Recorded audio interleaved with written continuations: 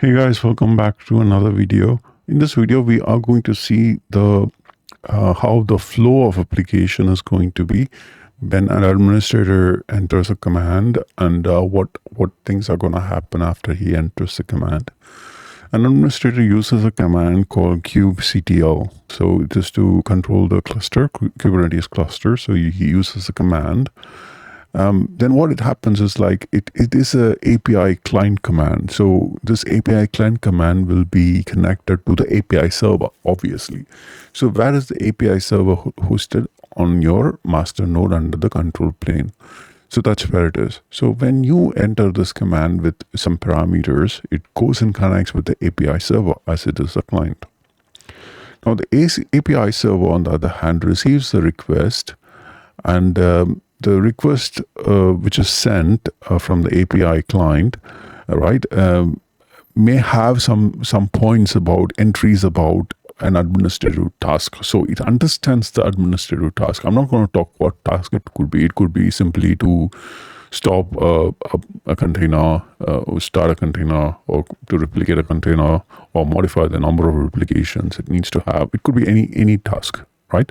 So when it receives, then the API server invokes those APIs which is required for you to work with. But the first API it invokes is the authentication API. So it basically checks the authentication authorization, whether you really have that enough privilege to connect to this API server, as in towards the details which you've entered in your API client matches what it is defined on the API server authentication. So it first invokes that.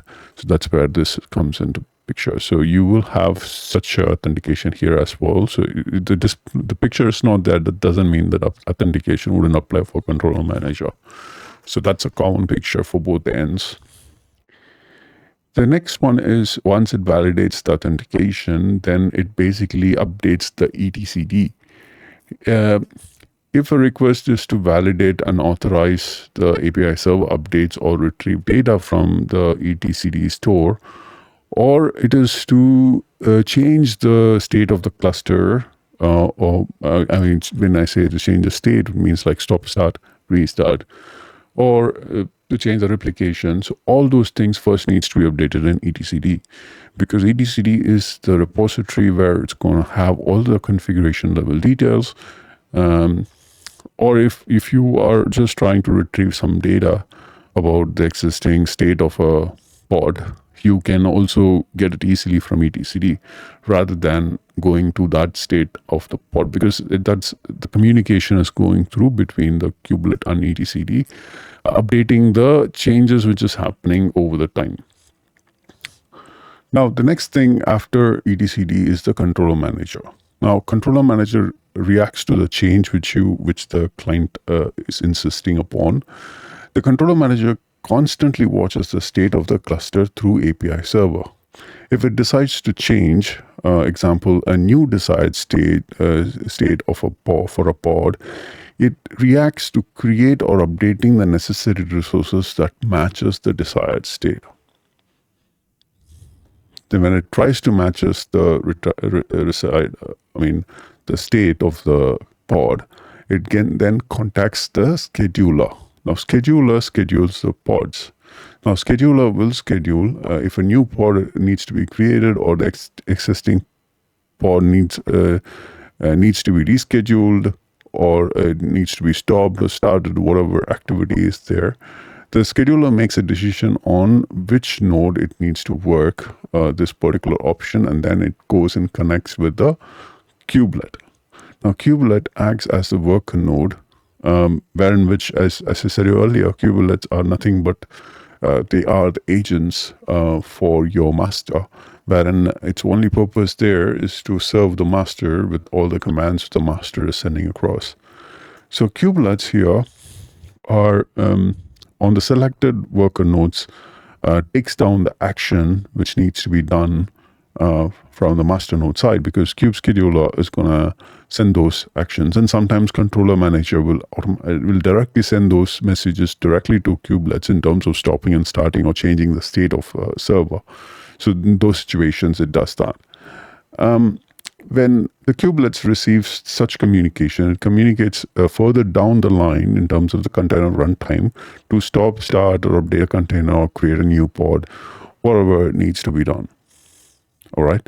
Now, where it takes all the configuration in terms of networking, it will take it from kproxy, and then the container starts creating or stopping or starting whatever it's required.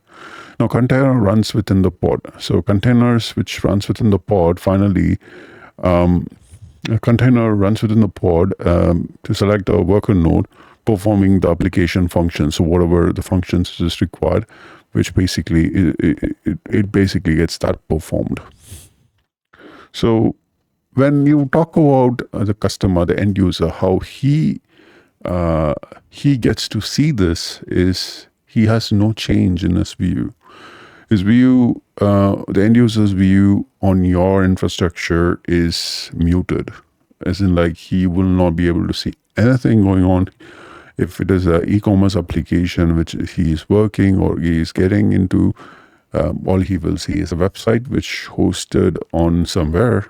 He won't be bothered with the view on the website and blah blah blah, because all he will see is like when he is hitting a website, you're gonna get a request. Now that is done through the routing layer. So the routing layer here ensures that the end user has no visibility of where he is getting the data from. But within our infrastructure, you can actually see we will go first to a web server, or it is to a Node.js, and then to application server where the business data is being processed, onto a database where all these data are captured, or the entries of the data are made. So all the end user will not get to know from his side where he is going, but then that's how it is designed. Thanks again for watching the flow. I hope it was helpful for you to understand the flow of the Kubernetes. Thanks again. I'll see you in the next video.